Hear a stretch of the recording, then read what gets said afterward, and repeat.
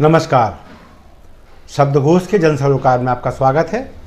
मैं मोहनलाल मोदी आज बात करूंगा हवाला कारोबार की। अभी हाल ही में झांसी जाना हुआ तो अपने पत्रकार साथियों के साथ ये चर्चा आई कि झांसी में हवाला कारोबार जोरों पर है।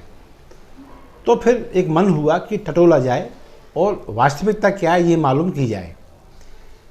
इस बारे में लगभग 2 दर्जन से अधिक लोगों से बातचीत हुई। सभी लोग स्थापित व्यवसायी हैं, कोई प्रॉपर्टी का डीलर है, कोई सराफे में सोना चांदी की लेवाली बिकवाली में दलाली करता है। मतलब सब कुछ वेल सेटल्ड लोग हैं। इन सब ने माना कि हाँ, हवाला कारोबार झांसी में चलता है और केवल चलता नहीं है, यहाँ से नियंत्रित होता है, यानी कि हवाला किंग झांसी में मौजूद है। तो फिर सवाल ये निकला कि क्या शासन को, प्रशासन को या पुलिस को नहीं मालूम? तो लोगों ने बहुत स्पष्ट कहा, सबको मालूम है। जब एक आम व्यक्ति को मालूम है तो फिर पुलिस प्रशासन का तो काम ही इन चीज़ों पर निगाह रखना है, तो उसे मालूम ना हो ये कैसे हो सकता है? भाई, जिस व्यक्ति को कभी अवैध मकान निर्माण का आरोपी बनाया जाता है, यानी वो पुलिस की या नगर निगम की निगरानी में है। जिस व्यक्ति को कभी मतलब जैसे अवैध चांदी की सिल्ली या ईंटें पकड़ी तो पता पड़ा वो उसी व्यक्ति की निकलती हैं, अखबारों में उसका नाम भी आता है। कभी सोना पकड़ा होता है नंबर 2 का तो उस व्यक्ति का नाम आता है। कभी कभी तो करोड़ों रुपए जो हवाला के होते हैं वो उत्तर प्रदेश के अलावा अन्य प्रदेशों में बरामद होते हैं, तब भी इसी हवाला किंग का नाम आता है कि ये इसके हैं। मीडिया में आता है, नाम छपता है, तो ये सुर्खियां तो मिलती हैं, यानी पुलिस को मालूम है कहाँ क्या हो रहा है। पुलिस सुर्खियां भी कमाती है अखबारों में, मीडिया में, इलेक्ट्रॉनिक मीडिया पर। लेकिन बाद में क्या होता है ये पुलिस कभी नहीं बताती। क्या वो पैसा राजसात हुआ, क्या वो चांदी की सिल्लियाँ राजसात हो गई, क्या उस तथाकथित सराफा व्यवसायी, इसी नाम से वो विख्यात है झांसी में, सराफा व्यवसायी, तो क्या उसकी गिरफ्तारी हुई, क्या उसे सजा हुई, क्या उसकी आकूत जो धन संपत्ति है वैध अवैध उसके बारे में कोई जांच हुई? किसी को कुछ नहीं मालूम। और जब हमने नाम की बात की तो सब ने संकेत दिया कि सब जानते हैं, हम भी जानते हैं, लेकिन नाम नहीं ले सकते। क्यों? आदमी खतरनाक होने के साथ साथ व्यावसायिक रूप से काफ़ी पद प्रतिष्ठा लिए हुए है। वो इतना स्थापित है झांसी क्षेत्र में, बल्कि आसपास के राज्यों में भी, कि वो राजनीतिक स्तर पर, सामाजिक स्तर पर लोगों की मदद करता रहता है। एक रॉबिन हुड जैसी उसकी छवि है। और आसामी इतनी बड़ी है कि उससे अंदाज लगाया जा सकता है कि इस व्यक्ति का एक बार अपहरण भी हो चुका है। तो सुना है 22 करोड़ रुपए देकर ये आदमी छूटा। अब पुलिस कुछ कहे, उसने छुड़ाया, शासन कुछ कहे, ये अलग चीज़ है।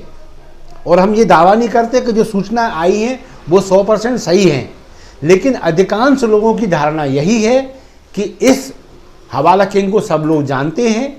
ये चांदी और सोने का तस्कर भी है, इसका सामान पकड़ा भी जाता है, लेकिन इसके खिलाफ कोई लंबी, कोई निर्णायक कार्रवाई सामने नहीं आती।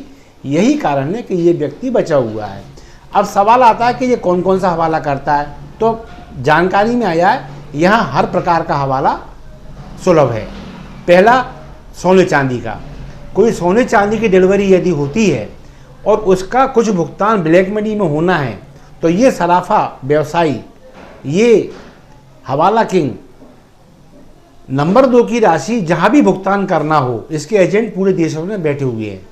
ये वहाँ के नाम पर अमुक व्यक्ति को जिसका भुगतान होना है उसको एक 10 का नोट देता है। ये उस 10 के नोट की इमेज अपने मोबाइल से कैप्चर करके, मान लीजिए पार्टी बम्बई की है तो ये बम्बई में अपने एजेंट को वो नोट भेज देता है और वहाँ नोटिंग हो जाती है व्हाट्सएप के माध्यम से कि इस नोट को देखकर मुंबई में इतने करोड़ रुपए का भुगतान देना है। अब ये जिस व्यक्ति को नोट दिया गया है, जो भुगतान प्राप्त करने वाला है, वो मुंबई जाता है क्योंकि उसको भुगतान मुंबई में ही चाहिए। तो वहाँ वो नोट दिखाकर संबंधित व्यक्ति से पहले संपर्क करता है कॉल करके। ये कॉल व्हाट्सएप पे होता है, जनरल कॉल नहीं।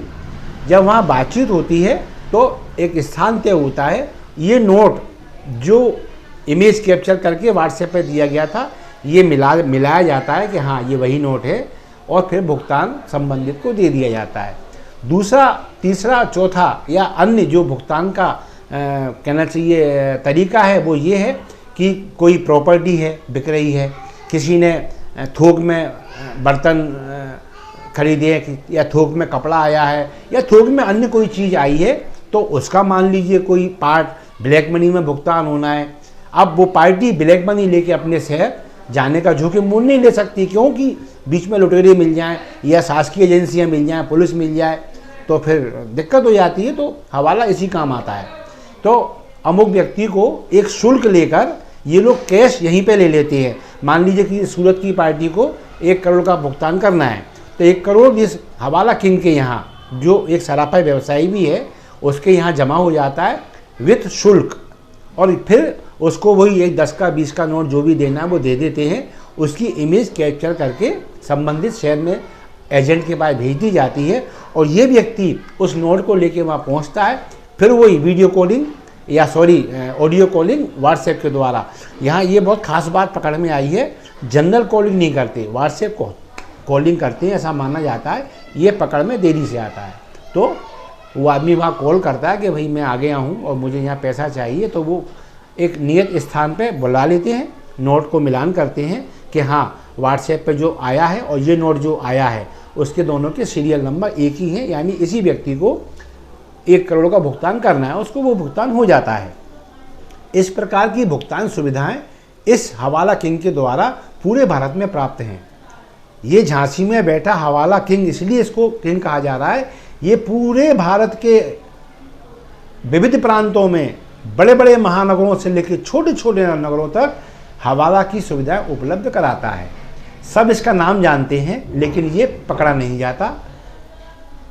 पुलिस, जहाँ तक पुलिस की बात करें तो कोतवाली से इस हवाला किंग की बैठक 1 फर्लांग के अंदर के दायरे में है, और इस व्यक्ति के प्रतिष्ठान, जो व्यावसायिक प्रतिष्ठान के आसपास शायद 25 मीटर के दायरे में हमेशा, चाहे सुबह हो, शाम हो, रात हो, दिन हो, 4 या 5 पुलिस कर्मचारी अधिकारी हमेशा तैनात रहते हैं। ये चाहे वो ट्रैफिक व्यवस्था के लिए रहते हों या कानून व्यवस्था के लिहाज से, लेकिन ये कन्फर्म है इस व्यक्ति की बैठक से 25 मीटर के दायरे में सदैव ही 4 पुलिसकर्मी या अधिकारी बने रहते हैं। अब इतना होने के बाद ये पुलिस इस गतिविधि को ना सूंघ पाई हो, ये असंभव है, और यदि ये संभव है तो फिर पुलिस की निष्क्रियता सिद्ध होती है। बस कुल मिला के आशय यही है कि अब शासन, प्रशासन और पुलिस अपना तीसरा नेत्र खोलें। जो सूत्र हैं जिन्होंने ये खबर दी है, हम फिर कह रहे हैं इसकी पुष्टि नहीं करते, इसीलिए नाम नहीं खोल रहे हैं। नाम भी आ चुका है, क्यों नहीं खोल रहे हैं कि आदमी भयभीत है। जो भी इसका नाम लेता है वो एक तो झूठे कानूनी पचड़ों में फंस जाता है, पुलिस उसके ऊपर हावी होती है, और इन आदमियों का जीना मरना मुश्किल हो जाता है। इसलिए सबने संकेत तो दे दिए, ये गंदी घर के टपरे पे बैठता है, इसकी बहुत सारी आकूत धन संपत्तियाँ हैं, अनेक इसकी बड़ी बड़ी बिल्डिंगें झांसी में हैं, सोने चांदी का व्यवसाय के रूप में ये प्रख्यात है। नाम नहीं ले रहे, क्यों? नाम लेंगे तो मारे जाएंगे। अतः पुलिस, प्रशासन और शासन को चाहिए आम आदमी की जान माल की हिफाजत का ध्यान रखते हुए अपने स्तर पर ये जांच कराएं कि वाकई में हवाला किंग झांसी में सक्रिय है, और सक्रिय है तो उसके खिलाफ एक निर्णायक जांच की, निर्णायक कार्रवाई की आवश्यकता है। इसमें सीबीआई, ईडी जैसी एजेंसियों का भी यदि उपयोग किया जाए तो इतने बड़े मामले को लेकर यह अपेक्षित भी है कि ऐसा होना चाहिए। और फिर योगी बाबा के शासन पे इस तरह की गतिविधियां कलंक लगाने का काम करती हैं, तो फिर पुलिस से अधिकांश ये उम्मीदें जागती हैं कि वो बहुत जल्दी अपने स्तर पर इन सूत्रों की जांच को आगे बढ़ाएगी, और यदि उसको लगता है कि कार्रवाई होना चाहिए तो फिर कार्रवाई होना ही चाहिए। बस इसी कामना के साथ मैं मोहनलाल मोदी आज अपनी बात को यहीं खत्म करूंगा। फिर किसी मुद्दे के साथ आपके समक्ष आऊँगा। तब तक के लिए मुझे दीजिए आज्ञा। नमस्कार, जय हिंद।